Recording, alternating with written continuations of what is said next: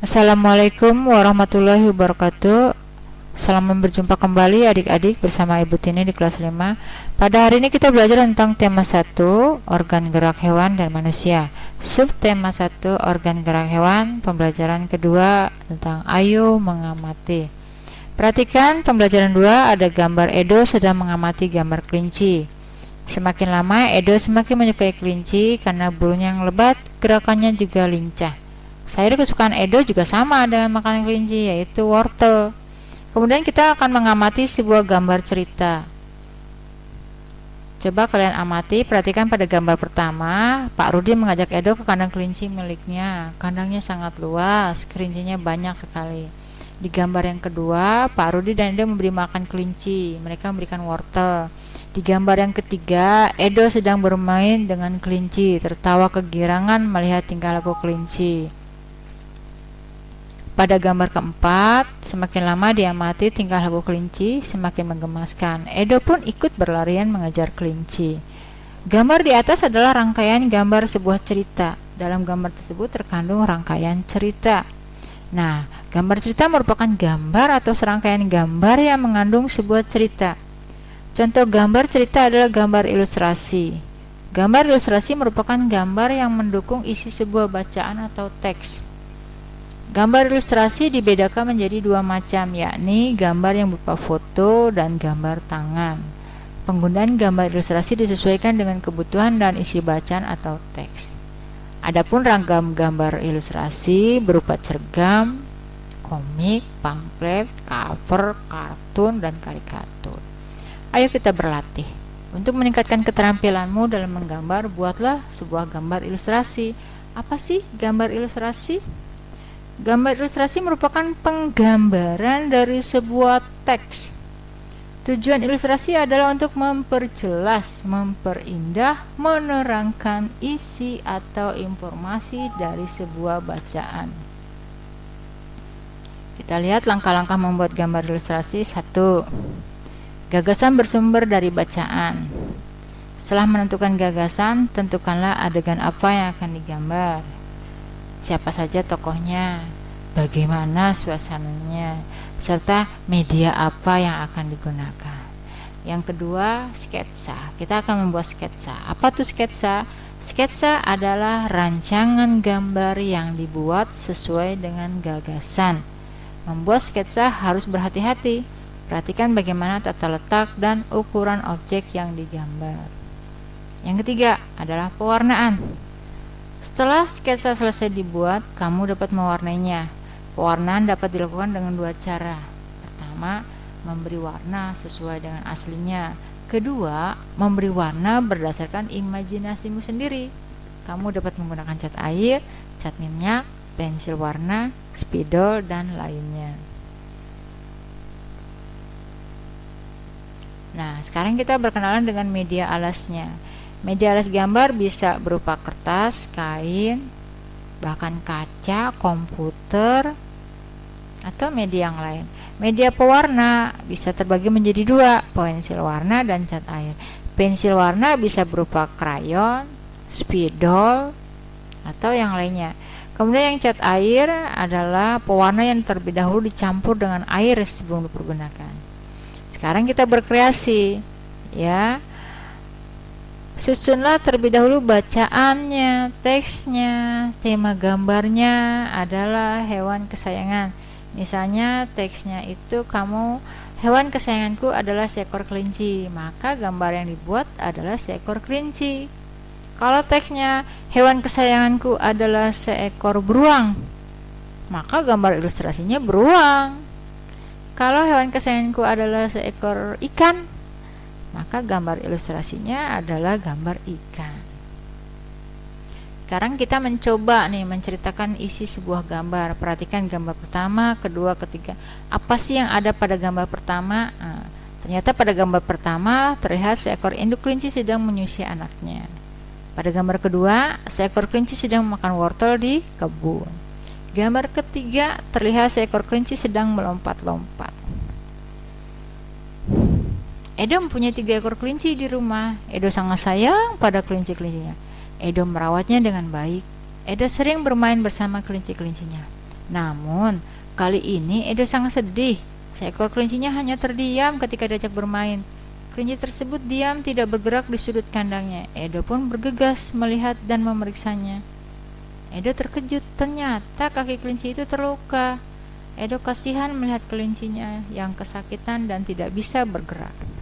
Kaki merupakan salah satu organ gerak pada kelinci. Dengan kaki, kelinci dapat bergerak dan berpindah tempat dengan cara melompat. Perhatikan organ gerak kelinci, terutama kaki, berfungsi untuk bergerak dengan meloncat menggunakan kaki. Kaki belakang kelinci lebih kuat dan panjang dibanding dengan kaki depannya. Sekarang kita mengamati hewan-hewan di sekitar kita. Hasilnya ada ikan, organ geraknya adalah sirip dan ekor, fungsinya untuk berenang. Hewan kedua katak, organ geraknya kaki, fungsinya untuk melompat. Yang ketiga ada burung, organ geraknya ada kaki, ada sayap. Fungsi kaki untuk berjalan, bertengger, memanjat di dahan. Fungsi sayap untuk terbang. Hewan yang keempat, ular. Organ geraknya otot perut karena fungsinya untuk berjalan, karena ular berjalan menggunakan perutnya. Yang kelima, kadal. Nama organ geraknya kaki, fungsinya untuk berjalan. Demikian pula yang keenam tuh kambing. Organ geraknya kaki juga, fungsinya juga untuk berjalan. Sekarang kita berkreasi. Kamu telah mengenal beberapa jenis hewan vertebrata beserta organ geraknya, fungsinya juga. Sekarang kita pilih salah satu hewan dan kita akan membuat model kerangkanya. Langkah-langkahnya yang pertama, siapkan alat kertas, gunting, pensil penghapus penggaris. Yang kedua, gambar pola pada kertas sesuai dengan bagian-bagian tubuhnya ya. Kalian bisa gambar kakinya sendiri, badannya sendiri, tangannya sendiri, kepalanya sendiri, buntutnya sendiri. Gambar pola sangat menentukan hasilnya. Jadi gambar dengan bentuk dan ukuran yang tepat. Setelah digambar, yang ketiga, gunting kertas tersebut sesuai polanya. Kemudian yang keempat, gabungkan bagian yang telah digunting menjadi sebuah model hewan. Contohnya perhatikan gambar berikut. Ada bagian-bagian kuda, kaki kuda, buntut kuda, badan kuda. Bisa digunting dan digabung-gabungkan menjadi sebuah rangkaian kuda. Kemudian kita akan membaca tentang gerak ikan dalam air. Ikan memiliki sistem gerak yang unik. Sistem gerak pada ikan berbeda dengan hewan vertebrata yang lain. Hal tersebut dikarenakan habitat ikan adalah di air. Salah satu bentuk tubuh yang banyak dimiliki oleh hewan air adalah bentuk rudal. Bentuk tubuh ini memungkinkan ikan meliuk ke kanan dan ke kiri. Bentuk tubuh yang seperti ini akan berfungsi untuk mengurangi hambatan pada saat bergerak di dalam air. Ekor dan sirip ekor yang lebar berfungsi untuk mendorong gerakan ikan dalam air. Tahukah kamu, ikan dapat berenang karena memanfaatkan bentuk tubuhnya yang unik. Ikan memiliki gelembung renang dalam tubuhnya yang berguna untuk mengatur gerak naik dan turun. Ikan memiliki susunan otot dan tulang belakang yang fleksibel untuk mendorong gerakan ekornya di dalam air.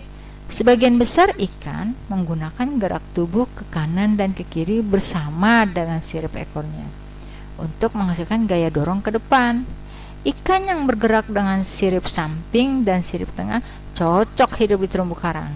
Jenis ikan ini tidak dapat berenang secepat ikan yang menggunakan tubuh dan sirip ekornya. Nah, setelah kalian membaca tentang gerak ikan dalam air, sekarang kita coba mencari ide pokoknya. Mencari ide pokok pada paragraf pertama yaitu, nah ini ide pokoknya, ikan memiliki sistem gerak yang unik. Apa kalimat pengembangnya? Kalimat pengembangnya adalah sistem gerak pada ikan berbeda dengan hewan vertebrata lainnya. Hal tersebut dikarenakan habitat ikan adalah air. Ide pokok di paragraf kedua, salah satu bentuk tubuh yang paling banyak dimiliki oleh hewan air adalah bentuk rudal. Maka kalimat pengembangnya, bentuk tubuh ini memungkinkan ikan meliuk ke kanan dan ke kiri. Bentuk ini juga berfungsi untuk mengurangi hambatan pada saat bergerak di air. Ekor dan sirip yang lebar berfungsi untuk mendorong gerakan ikan dalam air. Pada paragraf ketiga, ide pokoknya adalah ikan dapat berenang karena memanfaatkan bentuk tubuhnya yang unik. Kalimat pengembangnya adalah ikan memiliki gelembung renang dalam tubuhnya yang berguna untuk mengatur gerak naik turun. Ikan juga memiliki susunan otot dan tulang belakang yang fleksibel untuk mendorong gerakan ekornya di dalam air. Sekarang kita akan coba membuat sebuah karangan singkat ya. Kita sudah diberi ide pokoknya. Paragraf pertama, ide pokoknya, aku mempunyai hewan kesayangan. Paragraf kedua, aku bermain dengan hewan kesayanganku setiap hari. Paragraf ketiga, aku rajin memberinya makan. Paragraf keempat, aku rajin membersihkan tubuh dan kandangnya. Nah, tugas kalian membuat kalimat-kalimat pengembangnya agar menjadi susunan paragraf yang baik. Perbedaan organ gerak pada hewan vertebrata merupakan karunia dan bentuk keadilan Tuhan. Amati salah satu binatang yang ada di sekitarmu.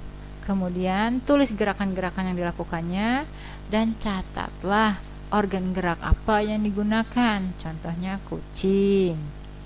Apa yang dilakukannya? Dia akan berlari, melompat, memanjat, bermain.